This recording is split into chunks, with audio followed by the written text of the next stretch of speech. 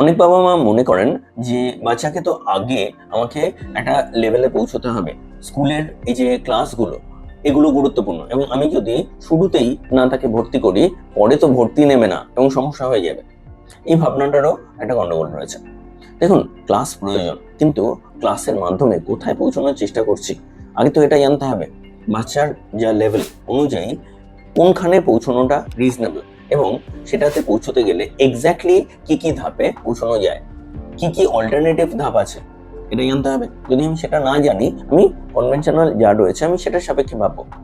National open schooling রয়েছে, NIOS, এবং সেখানে বাচ্চাকে কিন্তু অ্যাডমিট করার ব্যাপার থাকতে পারে। বাচ্চাকে আমরা যদি সেখানে শিখিয়ে তারপর নর্মাল স্কুলেও দিই, সেটাও কিন্তু সম্ভব। সুতরাং আমরা যদি বাচ্চার লেভেল অনুযায়ী বাচ্চাকে শিখিয়ে তারপর তাকে নেক্সট লেভেলে নিই, যখন সে সেই লেভেলটা নেওয়ার মতো, তাহলে সে পারবে।